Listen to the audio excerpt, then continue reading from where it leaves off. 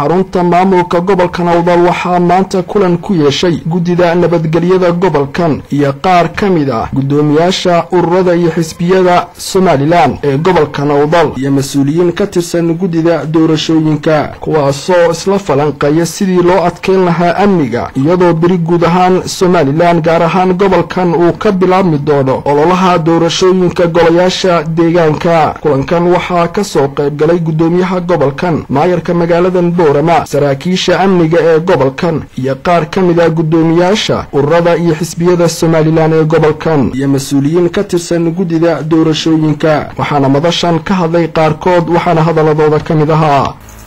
sida loo dhawaashiyay anagu commission baan nahay commissioner waxaan nahay niman dhexaada niman aan cidna u xaqlinin barota laho kitaab baan gacanta saarnay taa ku afshira amniga gobolka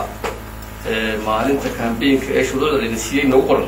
horta waxay naga wada mas'uulan nabadgelyadeena iyo deganaanshaha nabadgelyada naga mas'uul ee gobol tahay ee degmo tahay taliqada booliska ee sirdoon tahay commissioner nabadgelyada waxay dowladda haysa nawadana ciidanka booliska haysa oo ciidanka militariga haysan dhammaan ma qaban karaan midaan ka aqbalayna ma jirto saacad in qorano xisbi ama xaakim ha noqdo ama xisbi mucaarad ha noqdo saacadina ku balano ila mid kala xaqiisii sugayeen saacadina ku balano mid socaya ma jiro afarta galabnimo hada ku balantay saa gudoomiyaha degmadu ka dhawaaji afarta galabnimo waynu la taxqiis iyo bawti kii kana waxa loo ogoliyay inta soo baabur ba ku wacyi gelin xafada mar hadii loo baabur la soo soo saaro wacyi gelinta waxa doonayna xadidno warar fara badan oo macluumaad oo aan helayno ayaa jira guud ahaan badee waxa guud ahaan fahmi kartaa in qolooyinkan wanaagid waqtiyada ay dad doonayaan in ololaha iyo waxyaabahaas waa opportunity-ga ama fursadda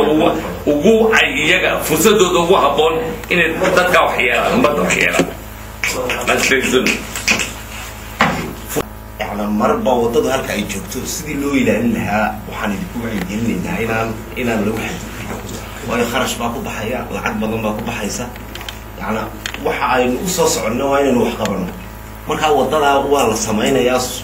وأنا لقص حاجة سرنا لقص بالعبي مركا ورا مركا ورا هلا واضح حلال هاي مركا عندنا ذكر إنها لصاح ربع بقول متر لا لا بقول متر كيلو على سمعنا يا ولا كيلو متر مركا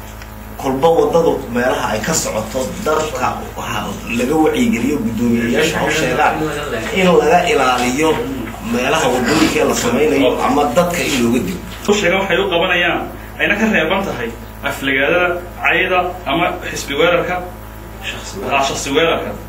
قولك أفراد إلى جوه شيء سنوكها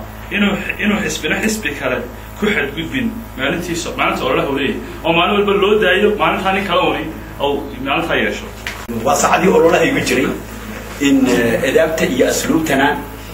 وحي إتاك يرعى